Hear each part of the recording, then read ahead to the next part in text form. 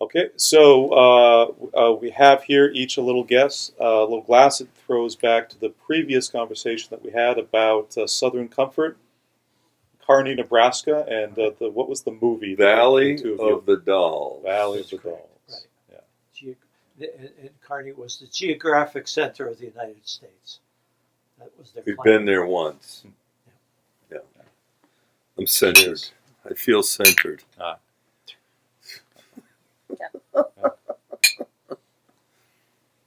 probably unsettled after this.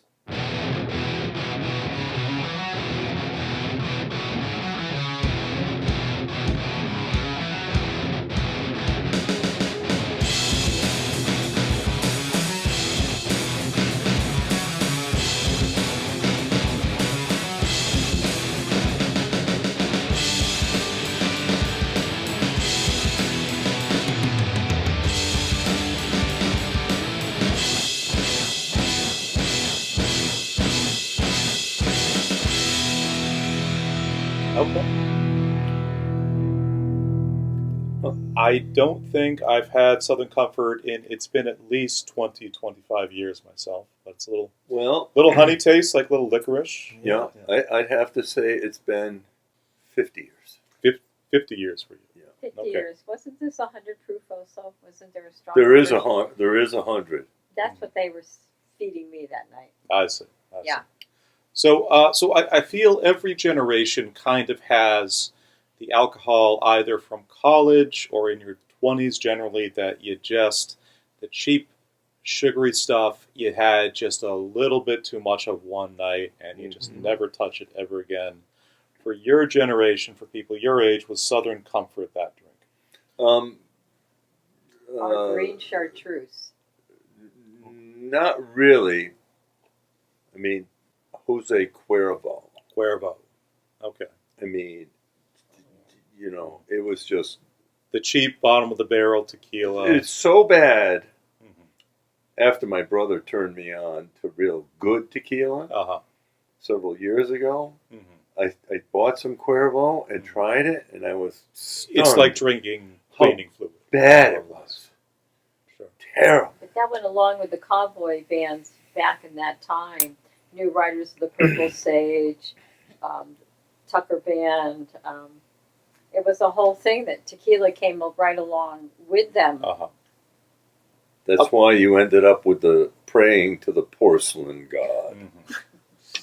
That's what they used to call it. Right. Of course, Pete, he didn't hang out with the tough guys like us. I see. Drinking, Jose The Cuervo. Cuervo was like the tough young guy drinking back in the day. He didn't drive around drunk trying to kill everybody. Which is basically what Father, any rebuttal? Yeah, I missed a lot in my youth. You missed a lot. If you could lean a little forward and Sure. and talk a little bit louder. Okay. I will say the whole time I was in high school, I got drunk one time. One time. And it was at the Hales house, and it was on sherry. On sherry. Right, sherry, yes. I got really, really sick. Sherry? Yeah. Right. That is so hardcore. Is it regular sherry or cooking sherry? Do you remember? Regular sherry. Just regular sherry. Right. Yeah. I don't remember a lot of it. It would have been really hardcore if it had been cooking sherry. Right. Just the whole time he's there, he's trying to get messed up and he's trying to make a risotto at the same time. Yeah, exactly. A sip for the cook, a sip for the, Right. But I got so sick, I never got drunk again when I was in high school after that. Yeah. You left it alone That completely. was it. I left it alone completely. That was in 10th grade when that happened. I never learned that lesson. No, you did drink sherry. Maybe not, but woo. With Jeff Hale. Well, there's some Two trouble right alcoholics right there. Levine, keep all of this in or out, maybe. We'll figure it out. I graduated with a hangover. You graduated high school with a hangover. With a hangover. And I didn't earn my graduation. Okay, I mean, they pushed me out. They were like, we're basically done with this guy. Yes. Okay. Yeah. So was it you didn't have the classes or you did not have... I didn't cooperate. You didn't cooperate. Yeah. Okay. Is that something they could kick you out of high school with back in the day? I was never so bad they kicked me out.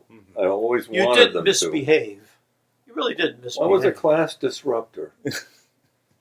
I was. You weren't in my classes. You were in the good guys' classes. Right. I was in the bottom of the barrel class. He's in the retrograde class. Yeah. Right. Yeah. No sherry drinkers in that one. Yeah. You know. I think now he's going to realize how bad a dude I was that he's been hanging out with for the last 50 years. Well, sort of very notably on our first conversation, you did point out, despite the two of you going to the same high school, myself and my brother, our personal alma mater, you never really hung out. You ran with different crowds. You didn't really know each other. It wasn't until you had this connection on the other side of the country that this friendship actually started. We knew who we were. Marijuana brought us together. Naveen, definitely leave that in. That's really not true. Well, it absolutely is. Well, I don't see how that's connected. I don't. Well, I didn't think I would. You had the sherry drinkers on one side. You had the Cuervo. You had the Cuervo bad boys on the other. Where are they meeting? In the middle, the blessed herb. That's how the two kind of came together. San Francisco. Beautiful city. Probably the best city in the country as far as at the time. Well, you know, everything changes. Everything does change. You're saying it's just, well, anyway.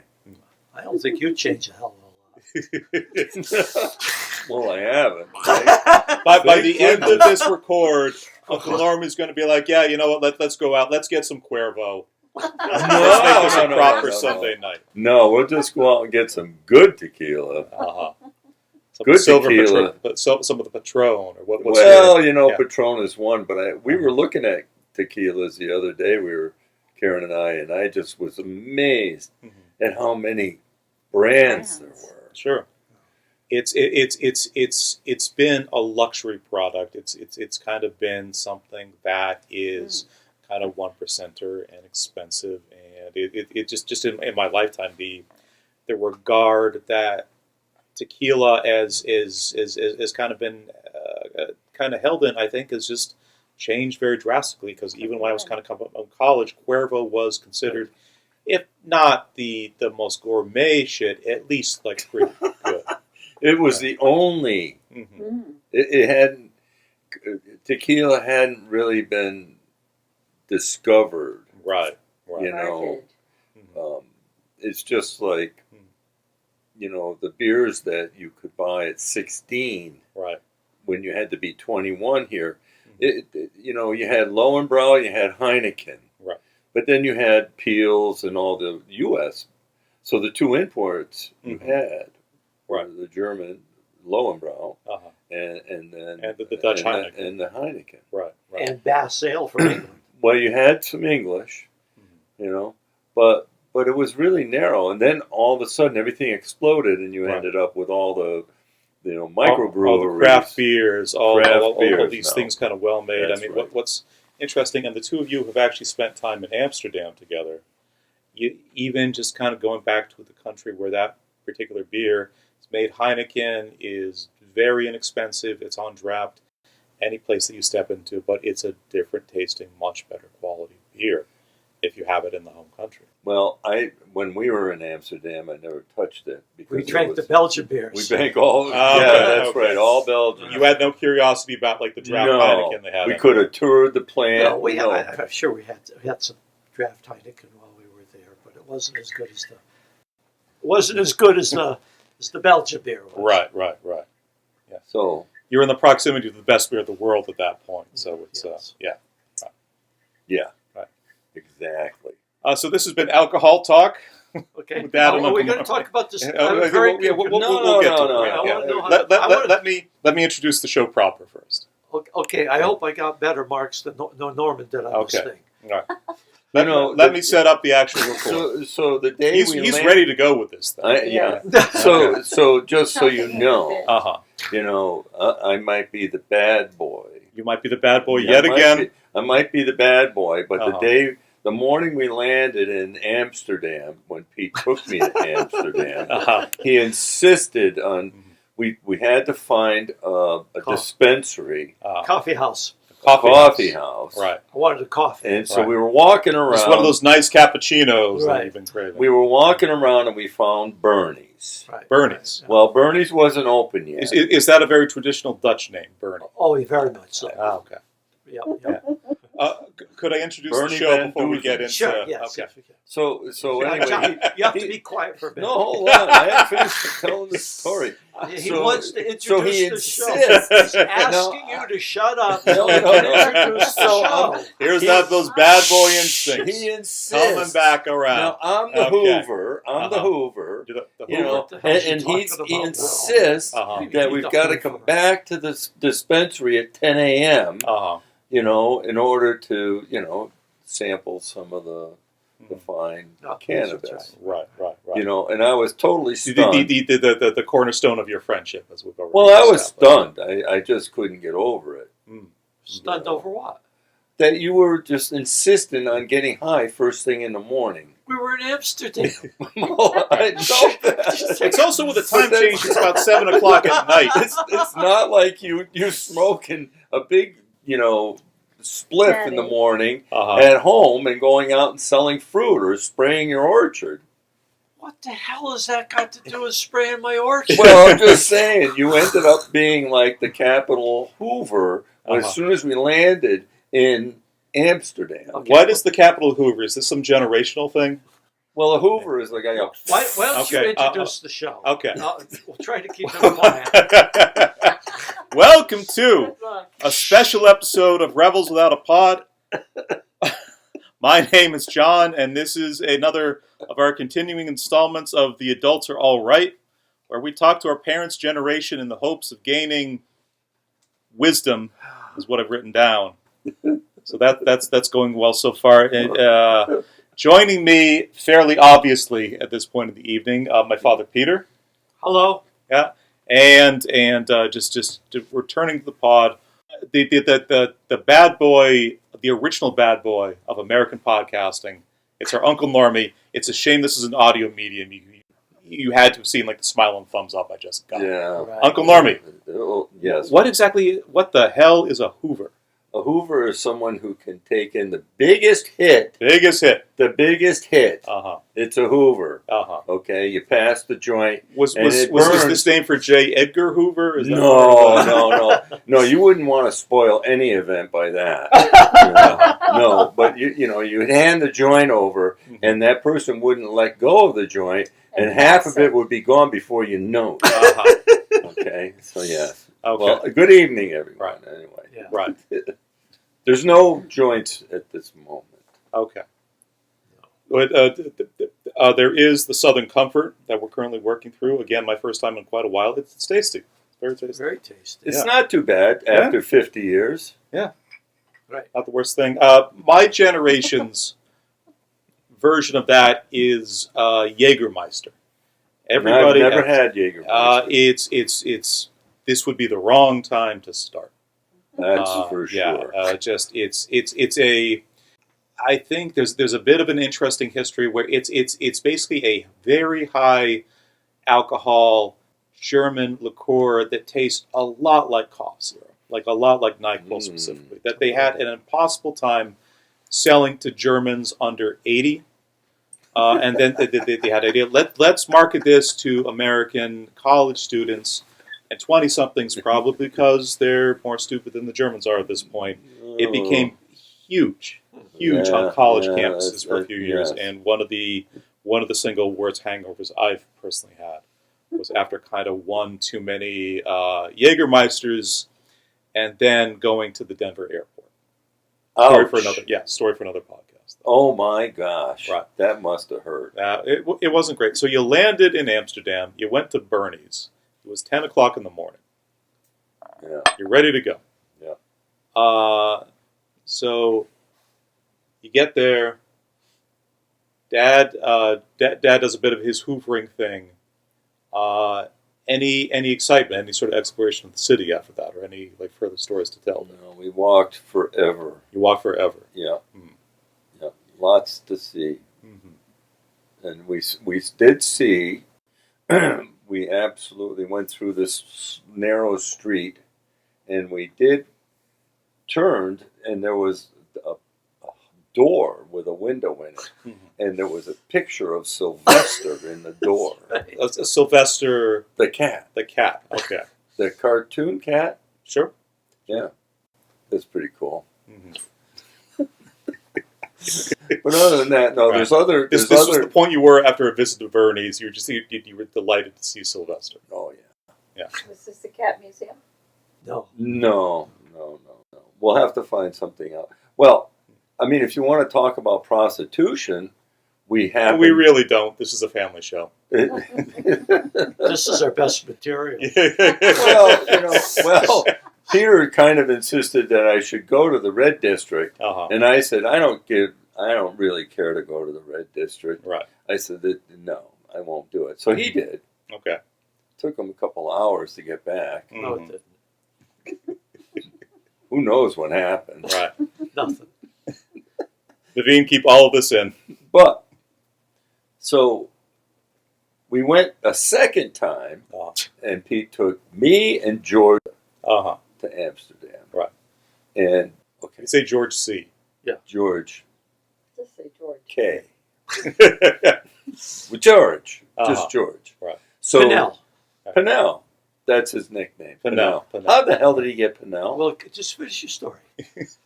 Okay, so again, I actually know how we got the name Pinnell. You do. I do. It had to be a baseball player. No, it was a mystery thing for me because I remember Pinnell from when I was about 6 years old, and always thinking as I was growing up, why the hell do they call Dad's friend George Pinnell? I thought it was Funnell at first, but then I heard it referred to as Punnell later on, and I don't think I sort of knew until my late 30s. I didn't actually tie those knots. Why together. was he called Pinnell? Well, you know. You have to start. You have to finish your story All right. first. So we land, and now George. You land, Bernie's, Hoover. Yeah, well, Sylvester now George is going to experience Amsterdam, and of course George needed to go somewhere, so Pete arranged this, and so George got high. Of course, Mr. Peter, took him to Bernie's. Sorry, Naveen, this is going to be like a 4-hour edit. And we insisted that he not take more than a couple of hits, right? But he did. And true or false? Marijuana is stronger now than it used to be. Oh, I don't know. I guess it is. It was strong. It's strong in Amsterdam. It's strong, Yeah. Mm-hmm. Usually, it doesn't affect me. I see. Oh, yes, it does. Yes, it does. I'd strike that. Okay. That's totally not true. Naveen, at this point, we got 4.5 minutes usable audio. We're going to record it for 20. Yeah, really. So anyway, so George gets... Right. He's going to be grading this thing like a failing student. He's like, no, George, can't leave that in. I don't think George came down the whole week we were there. No, he didn't. No. He had a really hard time because he wasn't used to this type of stuff. Well, he didn't want to be. He was nervous about being in Europe to start with. Okay.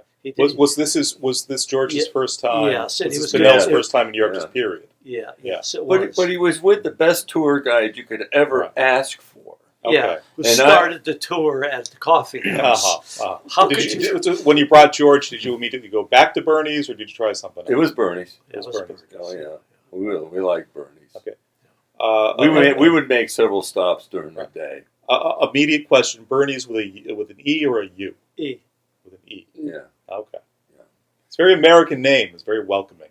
Yeah. So anyway, on one of our walks, which boy, you could just I loved Amsterdam. Right. You liked Amsterdam. We did. Went there 3 times. I know. Did you have a hard time with almost bumping into people on bicycles? Oh my God! We almost got killed. We almost got killed within the hour of being there. Yeah. we That's the first thing that happened to us in Amsterdam was we almost got killed by Even before going to Bernie's. Oh, yeah. Bernie's had nothing to do with us almost getting killed. So this is like a usual suspects, like the details are revealing themselves backwards. Okay. Yeah. So we land at Schiphol. Is the Schiphol. Sure. And this is our first trip, Peter and I. Okay. And then Pete knows which tram we're going to take to get to Volt. You got the public transit. What was the name of the street the hotel was on? Voltstap or something like that. I don't remember. You know? Anyway, so we get off the tram and we're rolling our luggage along, and there's this intersection. We haven't slept all night. Huh? We haven't slept all night. Well, that's not an excuse. It's 30 hours or so.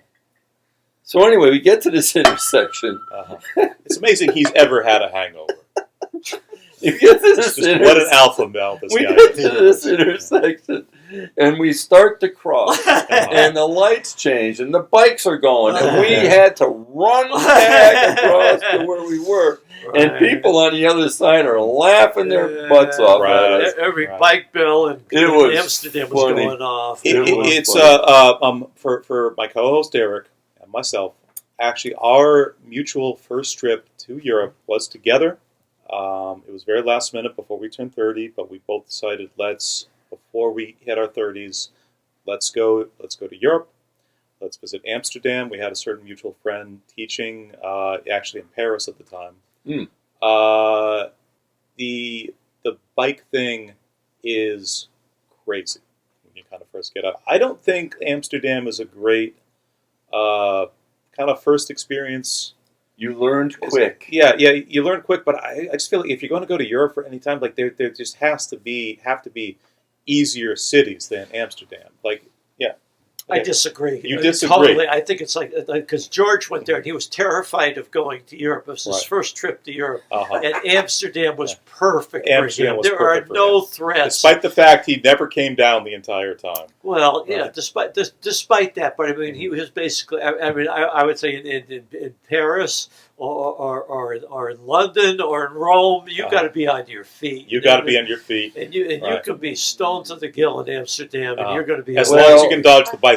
You do Well, what you learned is you needed to be aware of bike lanes, and you just needed to look. Right. Because you didn't want to step into a bike because that would really piss the bicyclists off. Right. But it was an easy thing to get used to. I mean, you made that mistake once and it never happened again. No, no. But it was funny as hell. I mean, we both got in the middle of this traffic jam and we had to dart back to the side of the street again. Right. You know, because we didn't. And this is when the Dutch folks were laughing at you. Yes. Okay. Yeah. But that was the only time that happened, and you had to figure it out. You had the city clock. Yeah, you had to pay attention because it's not something we have around here. Right.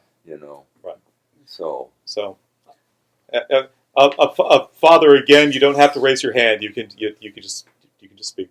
Okay. I just want to talk. Well, we went over the red light district very, very quickly. Right. I didn't. Right.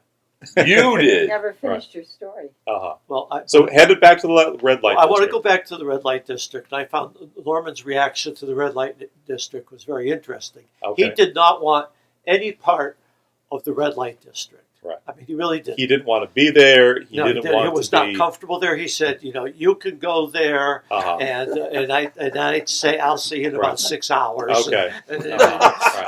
So, full context to the listeners: the red light district is a fascinating walking neighborhood in Amsterdam, and it's actually one of the we're having fun, but it is one of the most popular tourist destinations in the entire city, just because it is a place that is so completely unique. Right, for sure. Okay. But I had read in my guide that it was not the only red light district. There were actually there were a couple smaller ones in Amsterdam that were actually the ones that the tourists didn't go to. They were the ones that the Amsterdammers, the in the know locals, yes, red light that district. they went to. Okay. So Mr. Purity here, who wouldn't go into the red light district. Right. Mr. Good Catholic Boy. Yes, Mr. Good Catholic Boy. Uh-huh. We're walking down the street, and damned if we don't run into one of these local brothels. Absolutely, small scale thing. And the reason we knew it was a brothel, there was a woman in the window there wearing a police hat, and she was pointing at Norm. She was in her underwear. And she was in her underwear. Right. And so this Uncle guy, Normie, how after visiting Bernie's first, must have been thinking, how much trouble am I in? Well, this was when we were with George. We were with When we George, found that. Yes. Yeah. But the guy who was too Catholic and too pure to go into this, all of a sudden he's got this smile on his face and he's fooling around with this woman in the window. He's waving back now. He's waving back. Now, I mean, some part of that is the high school bad boy. Hey, officer.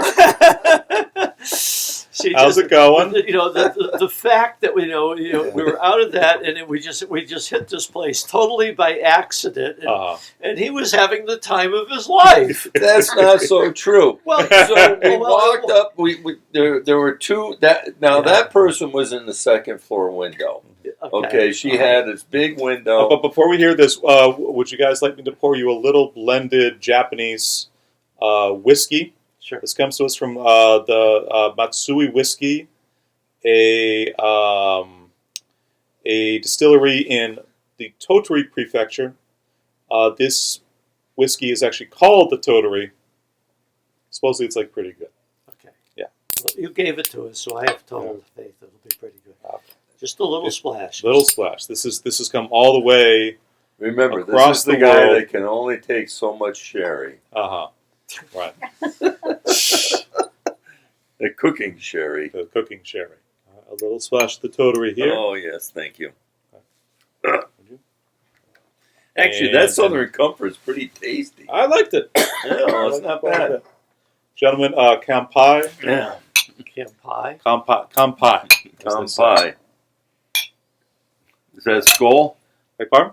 Is that Skull? It is. Cheers? It is cheers or to your health. I see. Okay. So upon meeting this Policewoman.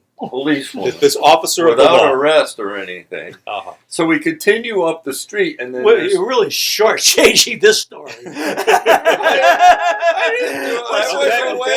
Let's finish with the rest of what happened at this unexpected brothel that we stumbled across. Everything changed. Everything changed.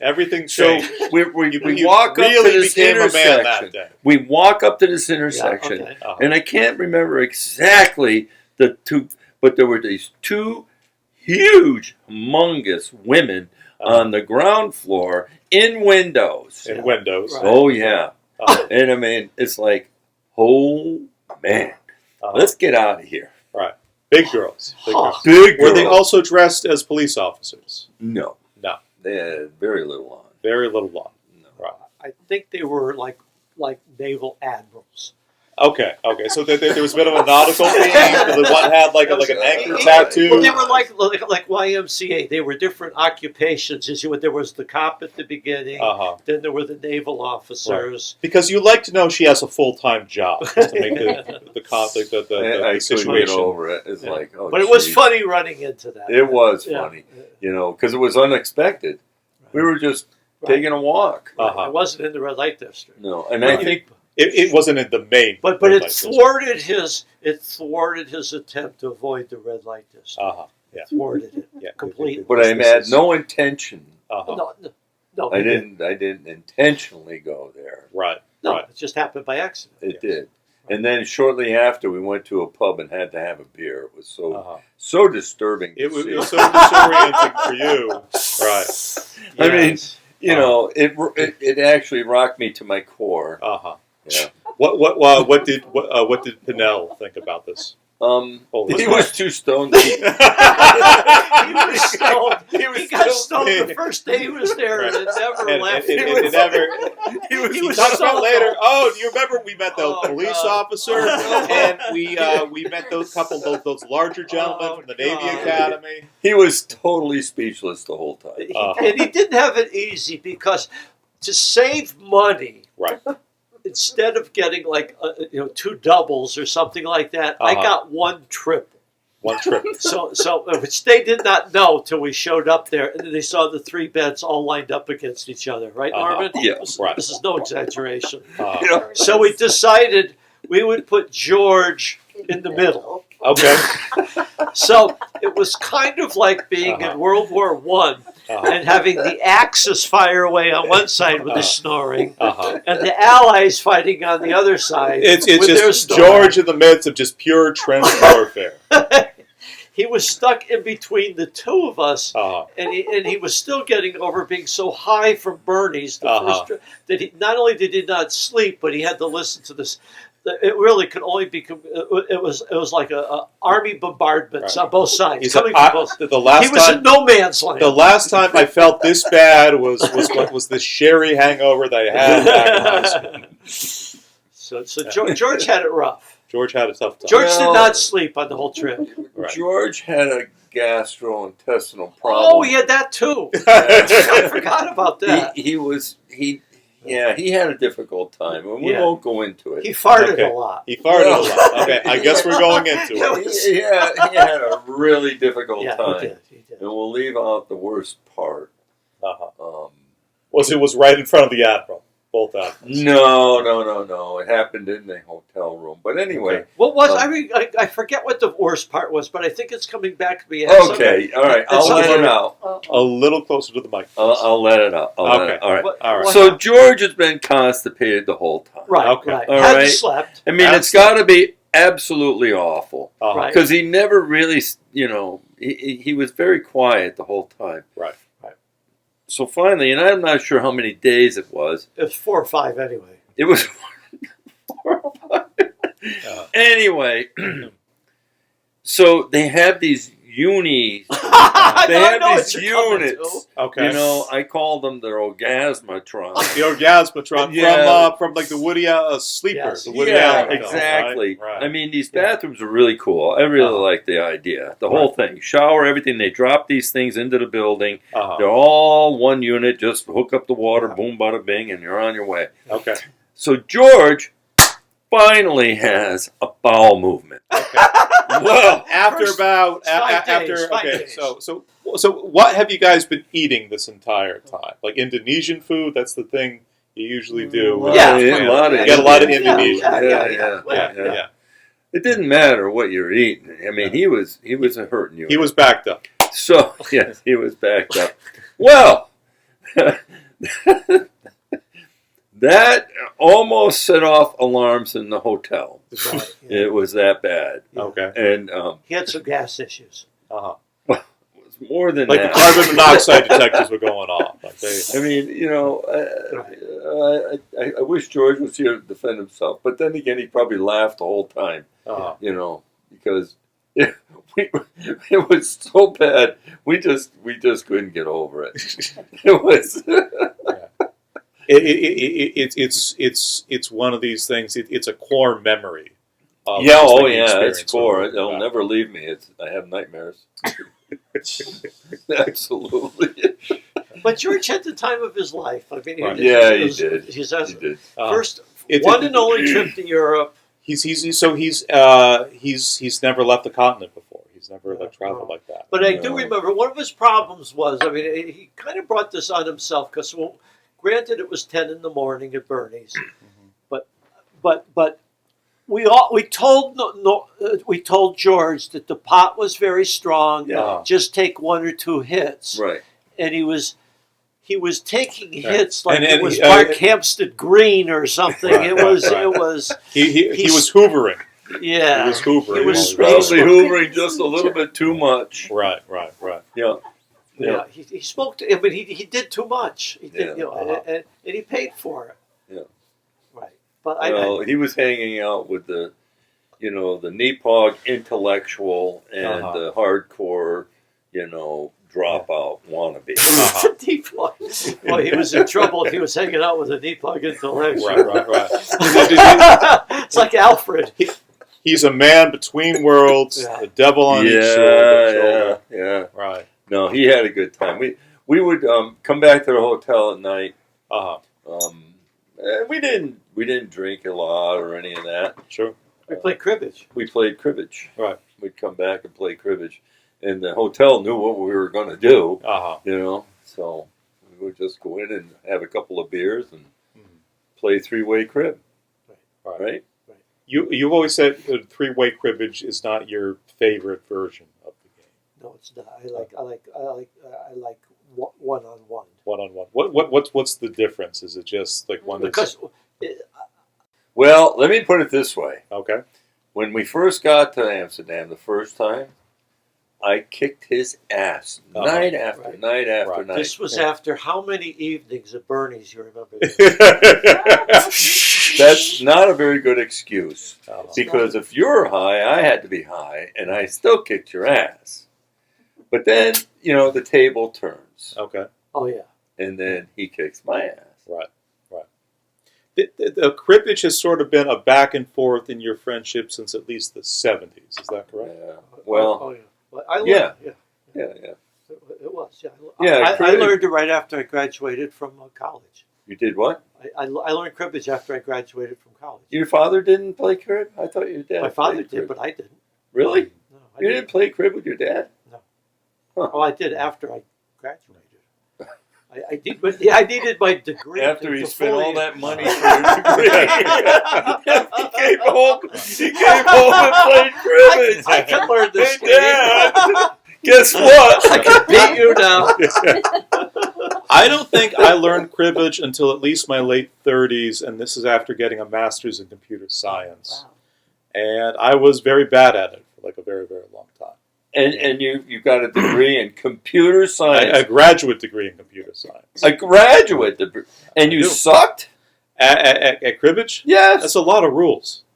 Rules? Yeah. Are you kidding me? Oh my gosh. You can't complain about anybody not knowing how to play cribbage. I'll tell you that right now. The guy's a computer scientist for crying out loud. Right. And there's more rules to that than I care to think about. Well, it's just I don't have a game that I've been playing since the 70s. Apply yourself. You got to apply yourself to it before you learn it.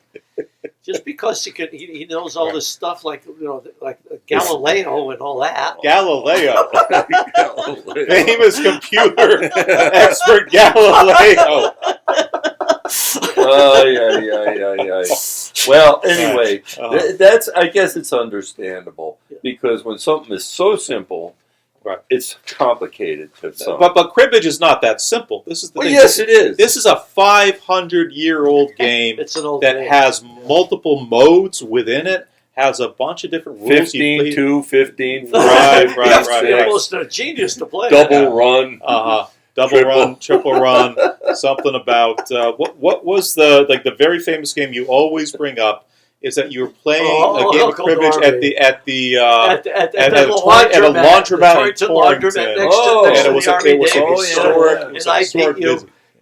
I had 121 and you had 45. Say it very loud into the mic. It was a double skunk and a half. A double skunk and a half? Yeah, it was 45 to 121. That must have been as bad as George's stink.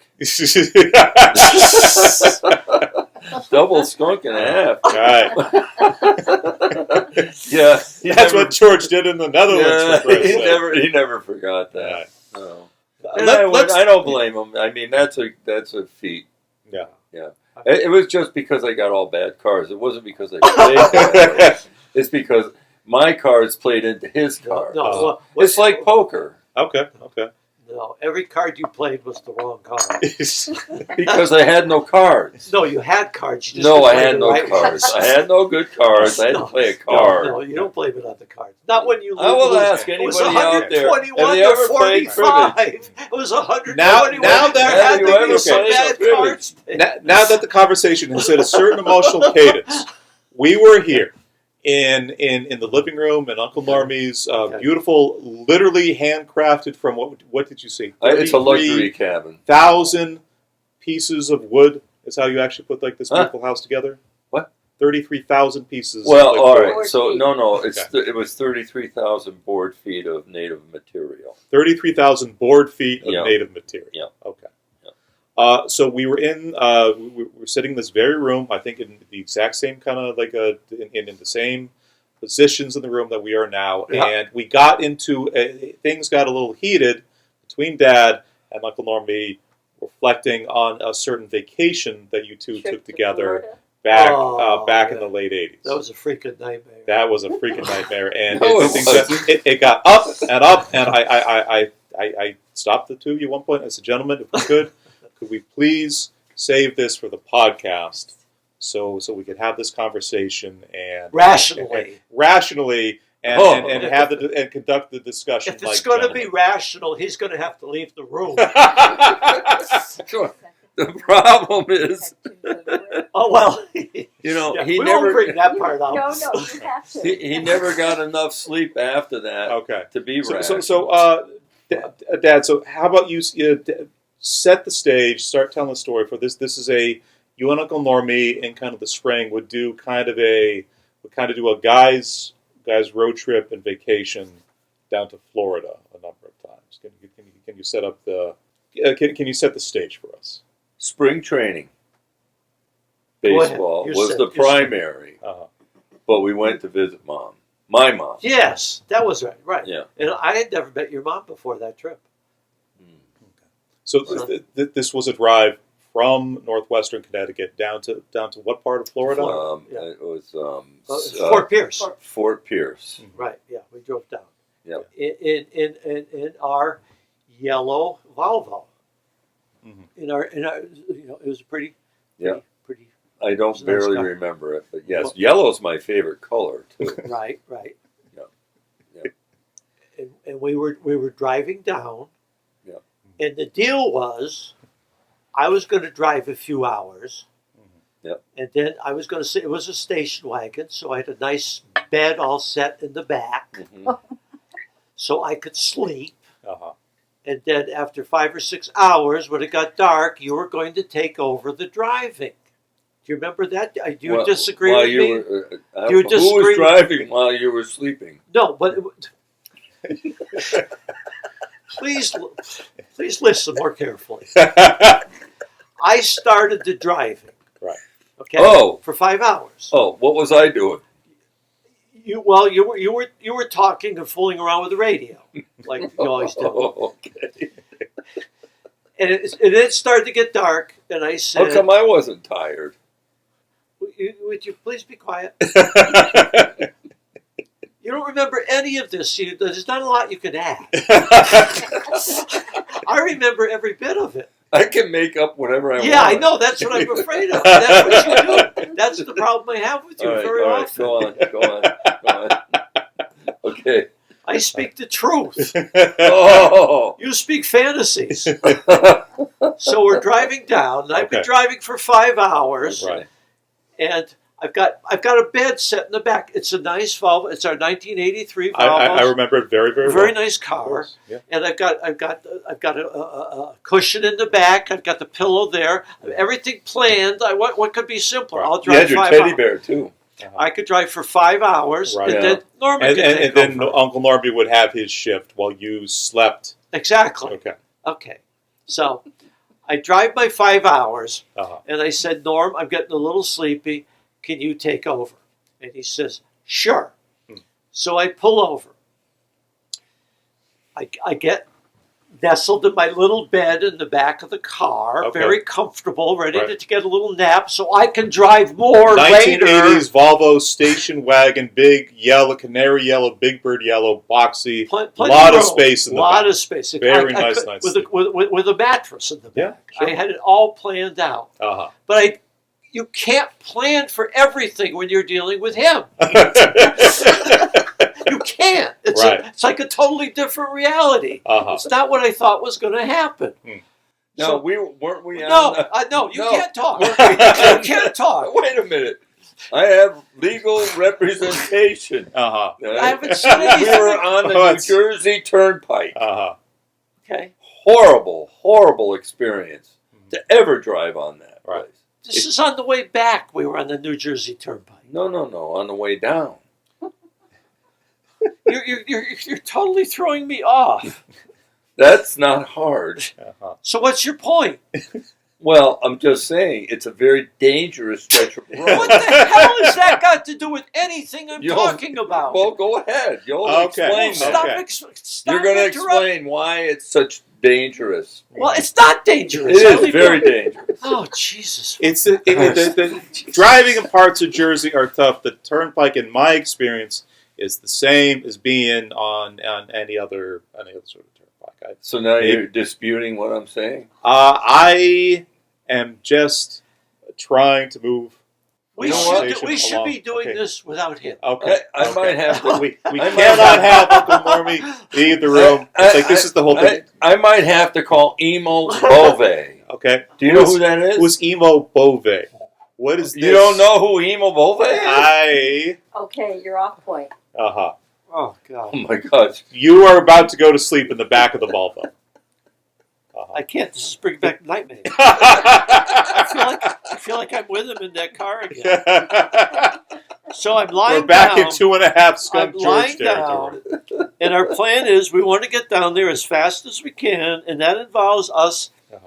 You can do it in about 20 hours. Power through, Father. You can do this. 20 hours. With you, it's more like about 16 hours. See? How much more? We have the Big Bird Yellow Volvo. Right. You have this arrangement with your friend. Right. With your friend. Right. I'm lying down, and so we're driving, and I'm thinking I could fall asleep. So first thing I know, he's got the radio on. I don't drive with the radio on. It's a distraction, but he can't drive without the fucking radio on. It's not the fucking radio. which is bad enough, but then he starts singing along with the radio. No, I had a cassette deck with headphones. Okay. But you started singing. Oh. If I remember this, you started singing out loud to the thing you were listening to. That's right. That's what happened. See? It wasn't the radio. See, it wasn't the radio. You cannot depend on his explanation for anything because he can't remember. You sound like was. Trump. You sound like Trump. You picked this little leave politics out of this.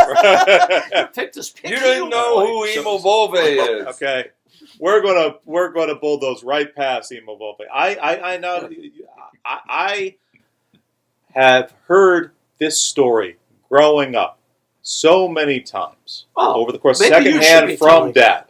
I can't do it justice, but I do know that one of the cassettes Uncle Normie was singing to off the top of his head was Uriah Heep. Do you remember this? No. Okay. That's not correct. It was not correct. Because Uriah Heep was on. Uriah Heep was on the Uriah Heep 8-track CD was on the trip that Andy and I took. Oh, it was a different. It was a different. It couldn't have been Uriah. It wasn't Uriah. I didn't listen to Uriah. He wasn't singing something about a wizard or something. Well, no. He was supposed to be quiet while I slept. That's why I was listening to the cassette. That's why he was listening to it. So the car was quiet. Right, but the problem with this is that he personally couldn't shut up. Right. So he's in this unbelievably off-key voice. He's singing along with the cassette. And it's like a nightmare. So I tapped him and I said, Norm, I said, I can't sleep if you're singing with the cassette. And I didn't. And I was very cool. I tried to be cool about it. Because hey, buddy. Hey, my friend. It's like the worst voice I've ever heard. and there's no way I could sleep through this noise. So he says, okay. Right. But he was really into the song that was playing on this cassette. I don't know. I can't explain him. So we go a little bit further, maybe a mile, and he's singing again. He says, Norm, you're singing again. Could you please just turn the radio off and not sing? Because this is important that I sleep. Right. So I will So you be can able drive to take safely. over for you. Right. Okay, no problem. Okay. So he turns the radio off. I'm there. The cassette. The cassette. Cassette. Yeah. So I start to, so I'm lying in bed. I'm starting to fall asleep a little bit. You fucking hanger! Get over, baby! Jesus fucking Christ! So now his new war is against every driver on the interstate. Yeah, they're all preventing him from going as fast as he wants to go. Right, And okay. Again, in this 1980s Volvo station wagon, that on its best day. This could go 60. Yeah, it could go 60, but that's not what you drove in. So he's flying. We're swooping around driver the hangars that won't pull over because of His Majesty needs to get by. It's not oh, Majesty. Jesus. It was just, I mean, he couldn't do it. I mean, when you're in the fast lane, get the fuck out of the way. Do you remember the song that he was singing? Because I feel like the older versions of this, that was a crucial part. It was what was he singing? Yeah, there was a song he was singing. You're right. It wasn't Uriah Heep. It wasn't Uriah Heep, but it was something in that. It might have been, hey, everybody, smile on your brother. Everybody try to live together like was the mamas and papas? No. Hey, smile on your brother. Everybody, let's get together. Let's try to love one another. Right? That's what he was singing. That's what he was singing. So? Right. Yeah, I know it's what the song was. That's very antithetical to like the people he was honking at. Like, and it was very, yes. Right. He's all for. Are you saying that it was a contradiction? What? No. Smile on your brother. Get the fuck away! That's what he was doing. Right. And actually, you want to know the truth? Do you want to know what happened after that? What happened? I mean, at this point, we're barely south of New Jersey. It's a long way to Florida. I never drove another mile after that. He drove the whole time. It just didn't do anything. It did. I couldn't get him under control. The only time he stopped was we were coming back from New Jersey, and he was going like 25 miles an hour over the speed limit. And a cop pulled us over. And I said when I saw him, "Thank you, God." I was scared to death. And this Dutch woman in her underwear gets out of the cop car.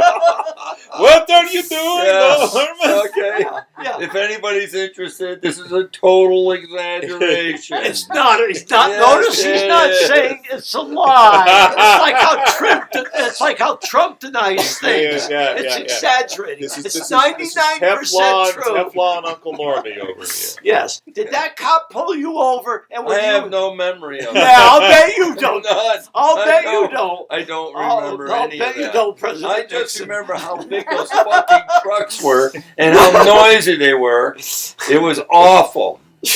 I had to get out of there as soon as I could. Okay.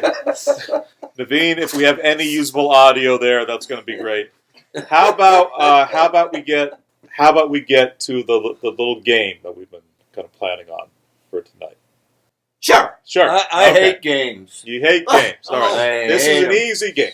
I like watching games. You like watching it. You don't like playing. I don't like playing them. This is the easiest. This is okay, the easiest game. I'm on board. I'm on board. Don't you look at my answers, you bugger. Those These are my answers. Oh, okay. All right. So, Dad, pick up your papers.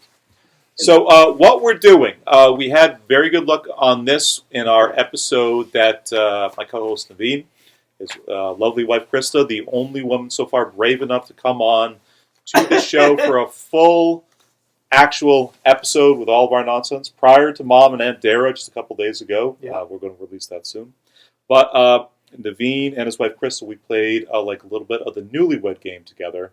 Okay. It's oh, I like that game. It's one of these things that's been on TV forever, cute. Where you have either a couple in a relationship or a couple that have or friends that have known each other for a very long time. You ask one of them a question, and the other ahead of time has predicted what their answer is going to be. Yeah, that's good. All right. So, okay, so did Solveig answer some questions you brought with you? No, this is between you and Uncle Normie. Uncle Normie? This is between you and Uncle Normie. I don't know if I want to hear this. All right. And we start. So this is a little. This is kind of a celebration of your long friendship, all the time that you spent together. But ahead of time, we had a list of 6 questions, and I had you both write down what you think. Are these in the right order? These should be in the right order. Okay, check his. That'd be a really good idea. All right. Let's double check. Start from the top. We'll be fine. Okay. All right. So the way we're going to do this, I'll ask Dad first. He's always got to go first. I'll ask Dad first. So, what? Okay, he's okay. I got Dexter's disease. It's going to be a problem. Okay. It's going to be a problem. He's not going to have them in the right order or something. Okay. You want me to double check? Naveen, leave all of this in. So I'll like this production effort. Okay. Okay, that's good. Yeah. For the record, my father is still pointing at Uncle Normie. This is just as bad as driving on the New Jersey Turnpike already. All right. They're in the right order. Dad, I'll check this as well. Okay. Okay. Look carefully. Yep. Don't assume anything. Don't assume anything. Dun, dun, dun, A bit of a Mexican standoff. All right. Okay. So are you the moderator? I am the moderator. Okay. Yeah. Does somebody win or lose? What do I do? The audience wins regardless of what happens. Right. You win no matter what happens. There's Aren't no you money. lucky? All right. Hey, you're lying. Same old story. There's no money in this. All right. So It seems like you're winning, but it avoids. okay. Okay. So we're going to start out. I have to go first. So I'm going to ask you the question. Okay. So But do I go first every time? Or yes. Okay. Yeah. Because you suffered so much at his hands. That's good point. That's how I feel. All right. You know, he had to go to sleep first. Okay, he had to take the first shift sleeping. Okay. So all right. He's still asleep. It's right there. So I'm going to ask you a very simple question to start, and we're going to see if Uncle Normie correctly predicted what your answer is going to be. We're going to start with a very easy one. What is your favorite beer, Dad? What is your favorite beer? Oh, and we're going to find out if he found it correctly. That is right. My favorite beer is any beer with hops in it. That But that's not good enough answer. You need to narrow it down a little. Okay. Yeah. You're asking my favorite beer? This is the kind of answer, you know, in the legal sphere that Emil Bove would present. Okay. Wait a minute. No. Give me the answers. I'm getting it. Get it. Okay. Your favorite beer? It's a IPA. Okay. What brand of IPA? Oh. Okay. That's a fair question. Yes, it is. Norbrook IPA. A Norbrook IPA. All right. Lagunitas. That's not my favorite That's beer. the one you used to drink Well, all the used to be, time. but I don't drink it anymore. What? You're not paying any attention to my future.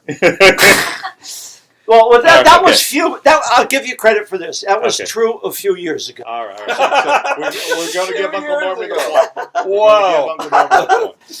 Okay. Give him half a point. Half a point. That's fair. Oh, that's more than fair. Okay. I'm sorry I was so generous. All Quarter of a point. Oh. Let's give Uncle Normie a point. Yes. A whole point? A whole point. I had it right. All right, and then let's go, Uncle Normie. You know why I had it right? Because I always told him that these beers with all these hops in it was totally destroying beer to begin with. And it's an American thing. They know how to destroy everything. Sure. More nonsense. Okay, ready? Not nonsense. All right. So now as I ask Uncle Normie what his favorite beer is. Well, this. Now here's a sensible answer. So Uncle Normie, and lean on the mic a little bit, please. What is your favorite beer? I got it. Okay, Yeah, so I get a full point. So it's now like you have 1 to to be quiet 1. for a So moment, like 1 to and 1. Uncle Normie And you both have the same sets of questions. This reminds me of a skit I once heard. Okay, we want an answer about your the big disease. You ever hear about that one? What the hell are you talking about? I have no idea. Just get back. Fireside Theater. Anyway, I never listened to Fireside Theater. That's too bad. You would have learned something. Yeah. Well. All right. Favorite beer. But I'm saying what your favorite triple. beer is. What? Triple. It's not a style, but a specific brand. Shit. Yeah, I tried. Yeah. I can't remember. Wait a minute. I can say that, but you. Allagash Triple. Allagash Triple. Nope. You're apparently wrong about your favorite beer because my father said a Ballantine Ale was your favorite beer. Yeah, he's brought those all the time. I like those Ballantine Ales. Allagash Triple. Okay, Allagash Triple. So I'm ahead? No, you just took a big fat no, Uncle Normie is ahead. What are you talking about? Wait a minute, he missed the question. No, He missed the question. He answered the question to what his favorite beer was, and your guess was wrong. Yeah. He said Allagash Triple. You said Ballantine Ale. Yeah. But he was supposed to guess what I wrote down. No, you better take a nap. No, he was supposed to answer honestly. He was supposed to answer honestly, and you have to guess what you thought his answer was going to be. It should have been. I mean, that's. That. It should have been. Well, that's how many times have you come by with Ballantine Ale? Well, I've had Ballantine in the past, but my favorite beer is Allagash Triple. Yes, you're behind by 1 point. Well, it's plenty of time to. Plenty of time, like 5 more questions. That was. I remember. So all right, Dad, ask the next question. Okay. Favorite comfort food? For Uncle Normie? No, for you. Oh, Personally. I'm gonna guess. No. So. you don't guess. You Right? got the answer there. Wait a minute. Jesus Christ! No, you answer what Who's your getting favorite the comfort question? food is, and we say if Uncle Normie was able to guess it correctly. Oh, Yeah. That's how. This game is not easy. Your son is a master computer guy, and he claims that cribbage is needed. Cribbage, I got figured out. We'll have to see about wrangling to you, Dad. Okay. Favorite comfort food. All right. Favorite comfort food. This is This is my yours. turn. Your personal comfort food. I'm gonna guess. You're Okay. gonna guess. Yeah, grape nuts. You eat them every day. Every time I call you in the morning, your mouth is full of them. I'm confused by this whole concept. No. Don't look at the paper. Yeah. Karen, take the paper away from him. No. You're just answering the question. Peter. Dad, Yes. what is your favorite comfort food? Oh no, I guess. No. Just answer the question. Okay, Peter, what's your favorite comfort food? What's my favorite? I would have to say, since I have it 365 days a year, I would have to say grape nuts. It is grape nuts. Okay. So I get a point. No, Uncle Normie gets He a point. gets the point. I get the point. He doesn't get the point. You guessed it. That's not really that's what I thought I was supposed to say. Give me the paper. No. Give me the piece of You I know, will understand. I this game. flunked high school. Look how fucking smart I am. Okay. Yeah, Karen, take the paper. What's the score? What's the score? Oh, 2-0 Uncle Okay, Normie. I have time. Oh. I have time. Okay, I have 3 shots, right? you have 6. All right. Okay. So All right, now okay. Norm has to guess. No, Norm has to answer the question honestly, and we see if your guess earlier was Oh, correct. see, I'm not understanding the concept of this game. All right. That's the problem I'm having. Okay. I think the first two are like a learning process. Oh, no. No. You're saying that because No, Uncle Normie has no, 2 no. points. No, that's not true. I'm really not So, following did you this. Okay. name a comfort food for me? Yes. Yeah. You did. Okay. So you're trying to guess what his answer is going to be, and that guess is what you wrote down on the paper. Okay. Okay? What the hell would he think? Okay. Uncle Uncle Normie, Let me see favorite what I wrote comfort down. food? to crawl into your father's brain Uh-huh. at this very moment, Right. it's got to be garlic. Garlic. You lose. What is it? Tell me, Karen. What was I don't what? know. He's got your answer. No, I don't have the No, answer. you got Dad's it. Dad's I have guess. Norm's favorite comfort food is peyote buttons. What the what? I'm still in this. Peyote buttons. Are you kidding me? That isn't food. That should be stricken. That is not a food. That's a psychotropic. You better concentrate. You're only at a point How ahead. the hell can you give him up? That's not food. Of course it is. No, it's You think not. the Indians Karen, didn't think that what's was You next never question? ate a peyote Favorite- I button. did too. Favorite historical you're wrong, figure. pal. I ate Okay, peyote okay. buttons. All right. Don't tell me that, pal.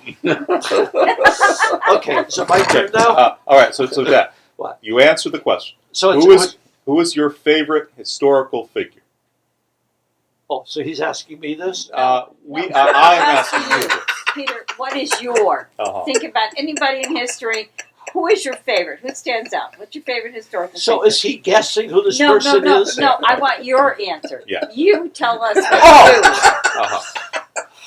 Uh-huh. Because he's written down who he thinks it is. Yeah. Ah, I get it now. Hey, Holy okay. cow.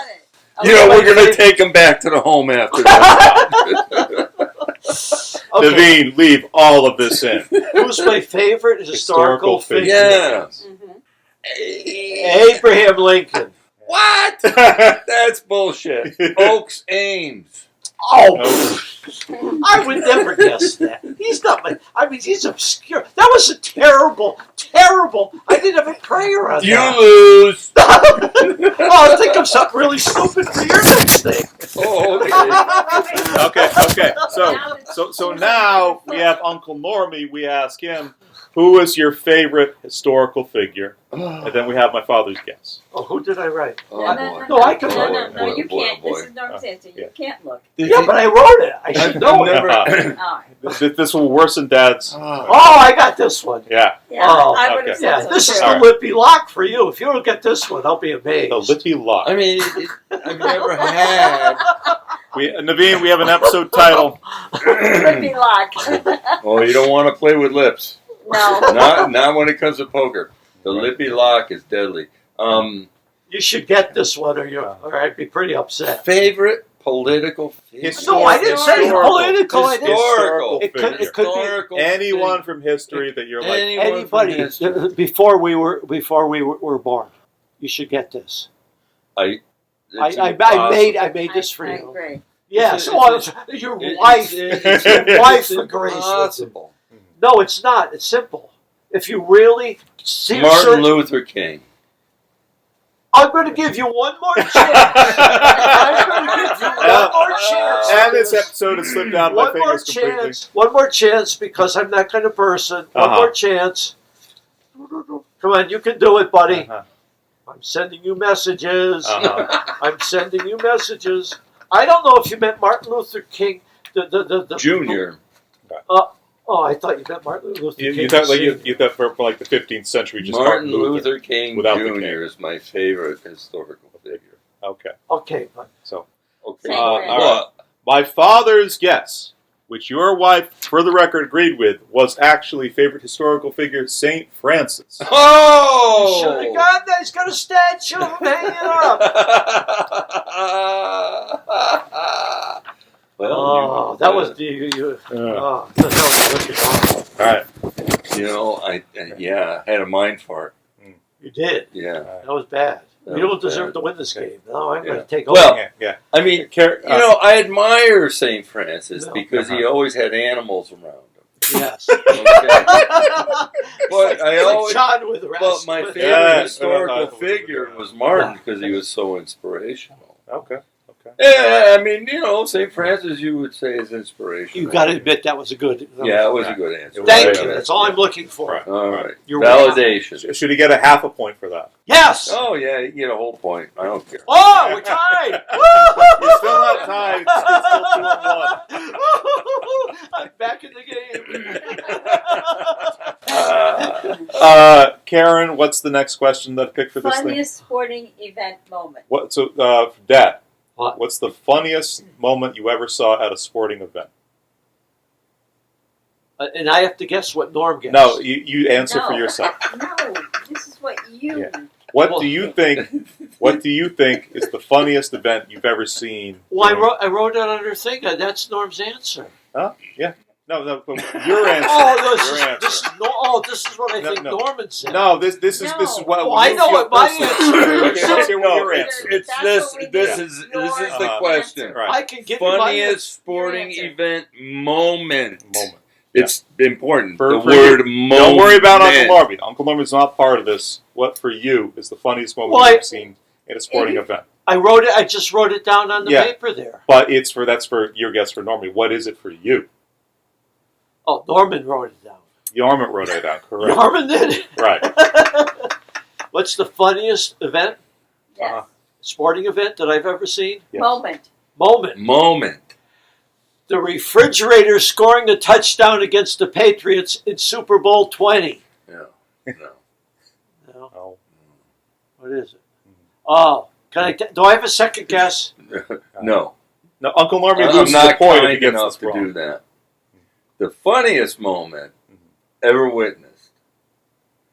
A Red Sox game when, and then I have a / spring game, very cold. Okay. He put his long john on over his pants.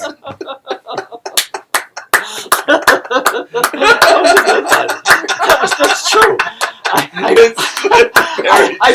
We went to the Red Sox game, and I knew it was going to be cold, so I brought my long johns. But what I didn't figure out was putting the long johns on in Fenway Park because I can't go into the men's room because there's 2 inches of urine on the floor. So I put the long johns on in the park over my regular pants. Oh, okay. Right? It's true. It is true. That's the most bizarre moment of my life. Nobody got a point for that. Oh, how come? Okay. Why? So now it's Uncle Normie. What's the funniest moment you've ever seen for a sporting event? Oh, and this is something I wrote down. That's correct. And now I'm catching on. Okay. Oh, geez. We've had 4 iterations of this. Oh, my God. The next one. Oh, my God. Boy, this game is complicated. Oh, You're never going to get it this. has to be the New England Patriots and the No, it doesn't have to be that, Uncle Normie. The New York Giants. Baseball. Come on, baseball. Funny? There's nothing funny in baseball. Funniest sporting event. Other than Dad's long johns. Yeah, that was about it. It was pretty funny when Tyree caught that ball against his helmet and won the Super Bowl. I'm trying to tell you it's baseball. Oh, okay. You're not going to get it. No. No. Right. Oh, good. So that means we're still talking. Wait a minute. Whoa, I know what it is. What? Yellow Mountain when we were... Oh! That counts. That counts. Listening to Game 6. That legitimately does tie the game. Yes. Pass the paper over, please. Yes, that was it. That Deuces. was it. 2-2. You did it. Dad says, Really listening to bizarre. Game 6 That's the of the game. That's the game he's 1975 talking World about. Series on Yellow Mountain, where you kept on. I've heard this story many times. You were camping, and you said you were laughing and hooting so loud, everybody in the valley must have been able to hear you. But we lost the radio when we first got there. Well, I Right, lost you were it. talking about that. I lost it. Yeah. We and so we get all the way up there.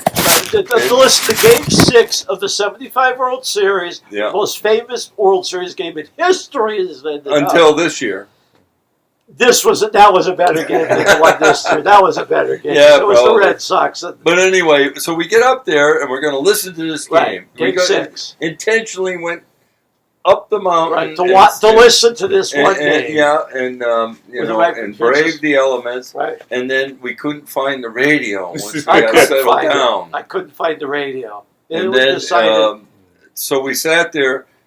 I volunteered to walk down, but it was too dark to go down. Well, yeah, you would have died. You were really upset with me. Well, You were more upset than I was, actually. Yeah, you would have been. You should have been more upset. But and then for some reason, I know what happened. What inning did it come? Fourth inning, because I kicked it out of the leaves, and then we found it, and we turned it on. It was like the greatest World Series game in history. And we were up there screaming on top of Yellow Mountain. They didn't sleep in Nepog that That was a great, okay, great, so great. I got that one. 2-2. Whoa! Yeah. It's coming down to the last question. No, the last 2 questions. Oh, good. 2 questions good. up. Okay. And Favorite actress, model, or lady rock star pre-1980. And Dad, this question is for you. So your favorite actress, it can be the famous woman, or lady could be a rock model, star. could be an actress, could be a lady rock star. This is pre-1980. Shit, but I think on my thing for Norman, I think I wrote down a man's name. You did initially. Did I change it? You did. We did change. Oh, good. Yeah. Yeah. For the record, Dad initially for this question put down Leonard Cohen. I told him that was not quite in the spirit or actual wording of the question. So could you read me Could you read Favorite me the actress, model, or lady rock star pre-1980. Before 1980. Oh, This is for you. This is for you. Your favorite. My favorite, I'd have to go with Debbie Harry. Debbie Harry. But that's not right. I just don't have one. Okay. What, you didn't put anything down? Oh, I put down Linda Ronstadt or some French singer. No points. I should have put down Linda Ronstadt. I've seen what she looked like in the 70s. I mean, that's. I should have put down Linda Ronstadt. That was a mistake. I just blew the whole game right there. Yeah, I get 2 points. No, he doesn't get any points. That was an emotional consolation. I made a mistake. Yeah? You were right. It was Linda Ronstadt. It was Linda Ronstadt. Oh, Jesus. Do you want me to give him the point? That technically absolutely. puts a point. If I don't get that point, I quit. Okay. No, go ahead. That'd be fine because I might get the last one. All right. Uncle Normie. Uncle That's Normie. yours. So other than Leonard Cohen, my father's first guest, favorite actress, model, or lady rock star pre-1980. I don't even remember what I wrote down. This is for the game. No, there's 2 more questions.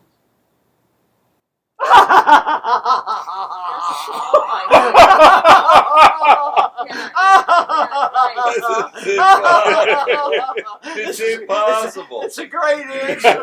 It's a great fucking answer. It's the best answer other than Leonard Cohen. Go beyond the limits. Go beyond the limits. Yeah, because it doesn't qualify. Uh-huh. This is great. Okay. It's a great answer. You're not going to get it, but it's genius. It is a good answer. Thank you. I could see, but it doesn't qualify for the question. All right. Oh. Well, I didn't know who the second one was. I'll just say Grace Slick and let it go with Grace that. Slick. Okay. Dirty Linda. That's Dirty. a band. Oh my God. Dirty Linda. Did you ever see Dirty Linda? Never did. For crying out loud. How can it be your favorite? It's not your favorite. Okay. That's why I said the So is this answer follow the marbles? Okay. Are there any women in Dirty Linda? It sounds No. like Yes, there was. Okay. yeah, There was was. a singer. Eventually. The singer for Dirty Linda. There was, yeah. All right. What was her name? But that's a band. It's not a person. Yeah, right. That didn't really qualify. Disqualification. Wow. Yeah, it's like some of your answers. Well. Okay. Now, Okay, finally. This is it for everything. I mean, so remarkably enough, at the last question, we are tied 2-2. Okay, this is it for all the marbles. I should have gone ahead on that one. No, you shouldn't have. All This is it. That. This is it. The pressure's All on now. Okay. Pet peeve. Your pet peeve, Bob. Okay. Your pet peeve. This is my answer. No. What? Dad has to answer first. Oh. What's your pet peeve? What is Peter? your pet peeve? What's my pet peeve? Did I answer this question? I don't remember the question. You answered this question for Uncle Normie. Okay, didn't okay, I did, right? Oh, good. What's my pet peeve? Yes. The thing that annoys you most in the world. Uncle Normie.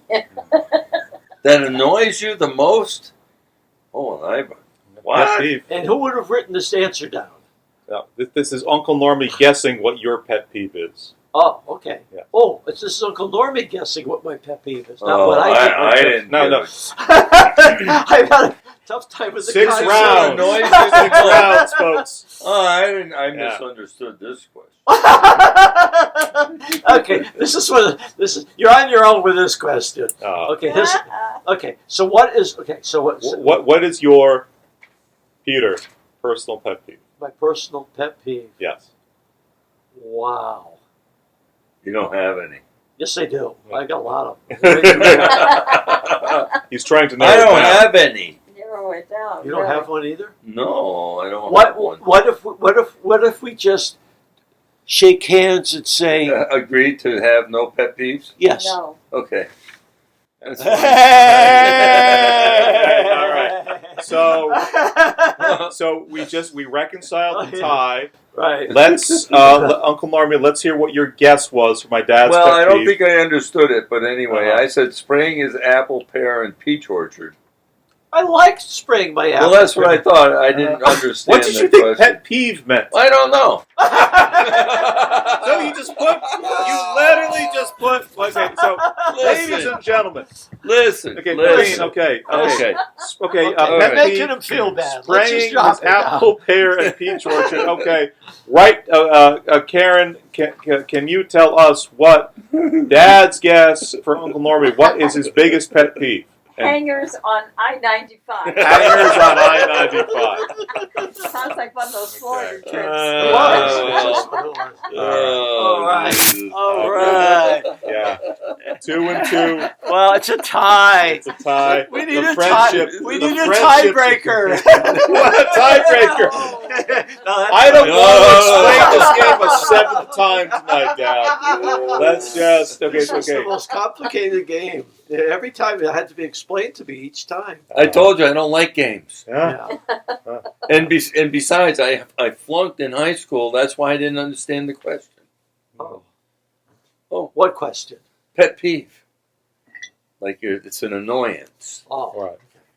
I didn't It's your think number about one it. annoyance. It's your number one annoyance. It's all the Cuervo that you were like calm down instead of just sitting number one there annoyance. reading a book. And now I'm trying to think of what it is. Well, all I can say is God bless anybody who's got to listen to this. Yeah. This for a while was our highest rated video on the show. Really? Like the first conversation. Yes. We had. Yes, I know, but this was taking it to a darker corner. I'm still trying to think what my favorite pet peeve is. Your favorite pet peeve? I know what your favorite pet peeve is. Republicans. Well, it's stupid people. Well, there you go. It's You know. stupid people. I have a sign. That's casting a wide umbrella, though. Well, Yeah, but that's I a do peeve. have a sign on the door of my shop. Okay, and it states quite clearly to anyone who can read, Right. they have to be able to read first, and that's in doubt with a lot of people today. Right. And it says simply, if you dare bring stupid into my shop, prepare to gird your loins. Okay. So that's my pet peeve. Stupid people. Stupid people. Good. Does anybody want a final splash of this? Sure. Let's take a little Just a splash. splash. It's not going to be too much. Oh, jeez. It's not, this has It's our come final- halfway around the world to join us here tonight. really? This This is totally really was good. It is Thank you. really good. Thank you. Yeah. Yes. Gentlemen, any closing thoughts for the record tonight? I don't know. I think it's very special here tonight to be here with John and Norm and Karen in their beautiful home Absolutely. and celebrating and lots of laughter, lots of fun, Uh-huh. and lots of good food. Yeah. Lots of good drink. Yeah. And what more could you ask out of life? A sincere moment. A Yes. sincere moment after an hour and a half of just screaming. Yeah. But it was And fun. It was all fun. It was all fun. Hear, hear. Here, here. And there's so many stories. Yeah. Yeah, you know. A full life and a life well lived. Yeah, Yeah. there's lots Good of thing. stories. That's a good thing to look Yeah. back on. Yeah. The Amsterdam story kind of got me thinking about sort of my time with my co-host Eric. I'm still very fortunate to be to not just be good friends with, but also kind of do the show with, like on a week-to-week basis. Really? Um, Lucky. So maybe a topic for another time. But in the meantime, gentlemen, this was a pleasure as always. Karen, thank you for kind of joining in and particularly helping to proctor last minute the Newlywed Game when the contestants had some level of struggle. But it was not an easy concept. Right. Well, I couldn't get pet peeves, so I agree. I think my favorite story of these two is the Florida trip where Peter had packed the wrong underwear, and he had No, I brought no underwear. Yeah. Or you had Tim's underwear that didn't No, fit you. no, I didn't have any underwear. Any underwear. No. Okay. No, you packed your son's underwear. It That's was what too Norman small. told me. Are over you the sure? years. Yes. That sounds about right. Mom tells. support I'm trying to remember exactly. Mom tells the story. She was gone for about 4 days, and she told me, "John, remember every day, change your shirt. Put on." No, she said, "John, every day, put on a clean shirt." She was gone for 4 days. She comes back. I come waddling up to my mother because I had my head, which is like, "Oh, put on a clean shirt." I did not take off the dirty 4 or ones. 5 And for 4 straight days, Dad didn't really kind of pick up on like his like a little dwarfish son, just not even being able to kind of put his arms down all the way. Okay. So then Norman tells me this is when he found out he was going bald. Right. Oh, when we were driving down Florida. Florida. No, that was the first time. Yeah. Yeah, I went into the gas station and I was going to pay for the gas. And I looked at the TV monitor, which was behind me, and I had this big, bald spot on the back of my head, which I didn't know was there. And he came running out and yelling, "Pete, I'm going bald!" You know who did this? Those fucking hangers! Yeah, that's right. All my hair fell out. Gentlemen, Rebels Without a Pod, The Adults Are All Right, Volume 4. Thank you kindly. We'll wrap it up now. All right. Take care. Yeah. Cheers, everybody. Cheers.